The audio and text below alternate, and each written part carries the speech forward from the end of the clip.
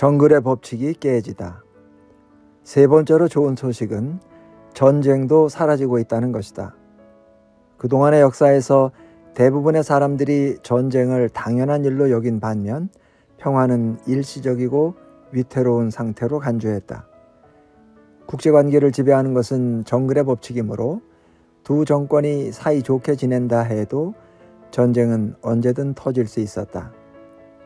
예를 들어 독일과 프랑스는 1913년에는 평화롭게 지냈지만 1914년에는 얼마든지 서로의 목을 겨눌 수 있었다.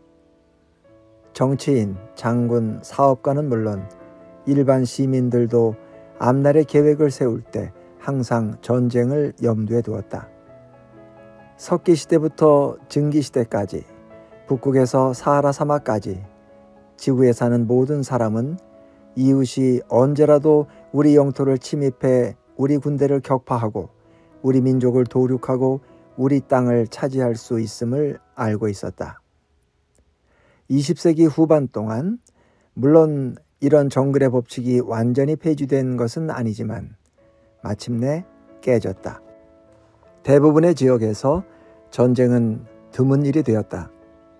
고대 농경사회에서는 사망 원인의 약 15%가 인간의 폭력이었던 반면 20세기에는 그 비율이 5%에 불과했고 21세기 초에는 약 1%로 줄었다. 2012년 전 세계 사망자 수는 약 5,600만 명이었는데 이 가운데 62만 명이 폭력으로 죽었다. 전쟁에서 죽은 사람이 12만 명, 범죄로 죽은 사람이 50만 명이었다. 반면 80만 명이 자살했고 150만 명이 당뇨병으로 죽었다. 현재 설탕은 화약보다 위험하다. 전쟁이 드물어진 것보다 훨씬 더 중요한 사실은 삶의 점점 더 많은 부문에서 사람들이 전쟁을 생각조차 못할 일로 여긴다는 것이다. 역사상 처음으로 정부, 기업, 개인들이 미래를 생각할 때 전쟁의 가능성을 고려하지 않는다. 핵무기는 초강대국 사이의 전쟁을 집단 자살과도 같은 미친 짓으로 만들었고, 따라서 대부분의 강대국들은 무력 충돌을 평화롭게 해결할 수 있는 다른 방법을 모색해야 한다. 이와 동시에 세계 경제가 물질 기반 경제에서 지식 기반 경제로 탈바꿈했다. 전에는 부의 원천이 금광, 밀밭, 유전 같은 물질적 자산이었다. 하지만 지금은 지식이 부의 원천이다. 유전과 밀밭은 전쟁으로 정복할 수 있지만 지식은 그런 식으로 얻을 수 없다. 지식이 가장 중요한 경제적 자원이 되면서 전쟁의 채산성이 떨어졌고 전쟁은 아직도 시대에 뒤떨어진 물질 기반 경제를 운영하는 지역, 예컨대 중동이나 중앙아프리카에서만 일어나게 되었다.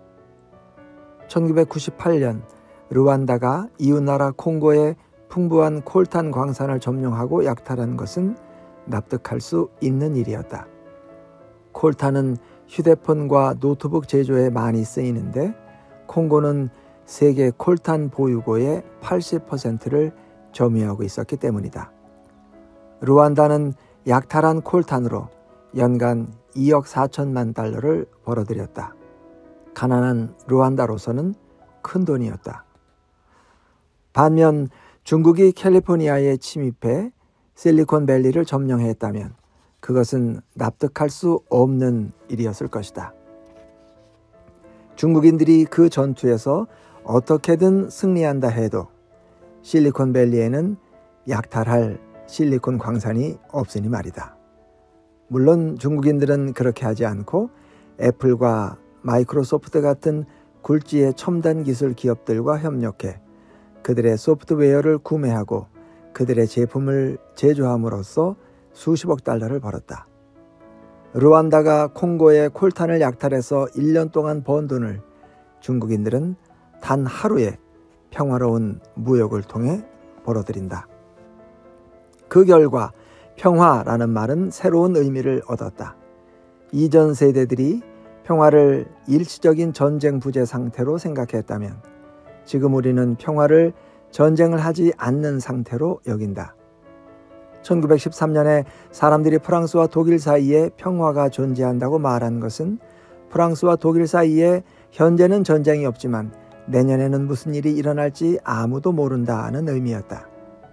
하지만 지금 우리가 프랑스와 독일 사이에 평화가 존재한다고 말하면 그것은 현재의 정황상 그들 사이에 전쟁이 일어날 일은 없다는 뜻이다.